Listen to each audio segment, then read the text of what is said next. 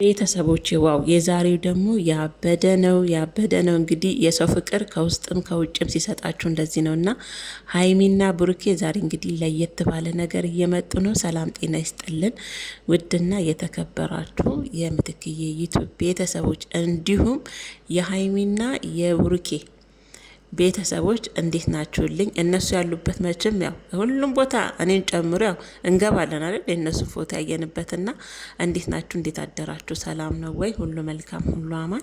እኔ ጋር ሁሉ ሰላም፣ ሁሉ መልካም ነው፣ እግዚአብሔር ይመስገን። እናንተ ጋርም ሁሉ ሰላም፣ ሁሉ መልካም እንደሚሆን ተስፋ አደርጋለሁ። በያላችሁበትም የዓለም ዳርቻ ቅመሞችዬ ሰላማችሁ፣ ጤናችሁ ብዝት ትርፍርፍ ይበልልኝ። ከምንም በላይ ሁሉም ቀሪ ነው ጤና ነው። በተለይ በስደት ላይ ምንም ነገር አይንካችሁ የኔ ውዶችና በያላችሁበት ሰላም ጤና እንደምትሆኑ ተስፋ አደርጋለሁ። ሰላማችሁም ጤናችሁም ብዝት ትርፍርፍ ይበልልኝ።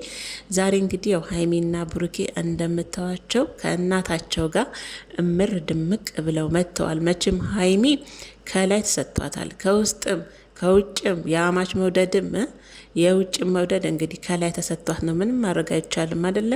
ይታደሉታል እንጂ አይታገሉትም ይባላልና እሷ ታድላው ነው ተመርቃው ነውና ዛሬ ደግሞ ያው ከብሩኬ እናት ጋር አምሮባቸው እኔም ልጅሽ ነኝ ሙሽዬ በማለት እንግዲህ ያው ልጥፍ ብለ ሀይሚቾም ብሩክዬም ያው የቅናት ያስመስላል ማለት ነው።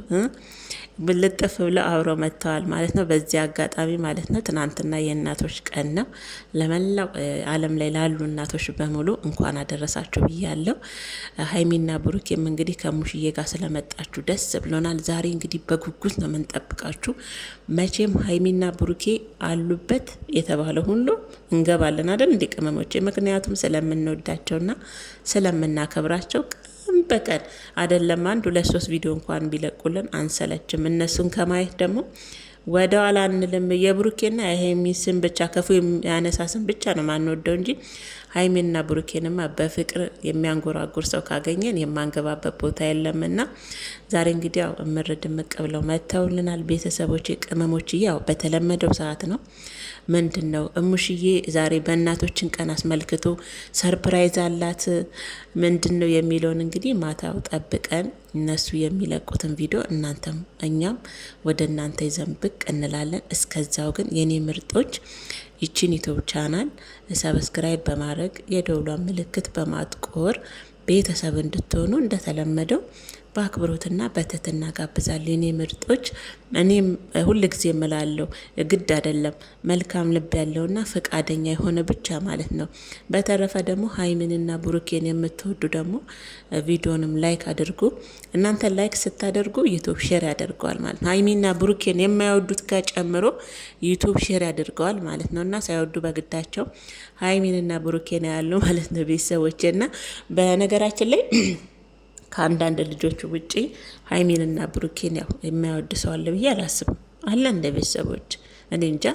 እውነት ከባድ ነው። ሀይሚንና ብሩኬን ራሱ አለመውደዱ ነው እንጂ ከባድ መጥላቱ እኔ እንጃ። እውነቴን ነው የምላችሁና ሀይሚና ብሩኬ እንግዲህ መጨረሻቸውን እኔ ለማየት ጓጉቻለሁ። እናንተ የሰጣችኋቸውን 4 ልጆች ወልደው ለሙሼ የልጅ ልጅ ያሳይቶ ብሩኬ ያቺ ቀን ያው ቅርብ ትሆናለች ብለን ተስፋ እናደርጋለን። አይመስላችሁ? ልጆቹን ሳይሆን ሀይሚና ብሩኬ በቀላሉ ፍቅራቸውን የሚገላለጹበት ጊዜ ይኖራል ብዬ አስባለሁ። ልጆች ቀስ እያሉ እነሱም ገና ልጆች ናቸው፣ እያደጉ ይደርሱበታልና ያችን ቀን እንጠብቃለን። ብሩኬ በተለይ ሀይሚዬ አፈቅርሻለሁ የሚላትን ቃል እስከሚወጣ ሁላችንም በጉጉት የምንጠብቀው ነው የሚሆነው። ቤተሰቦቼ እንግዲህ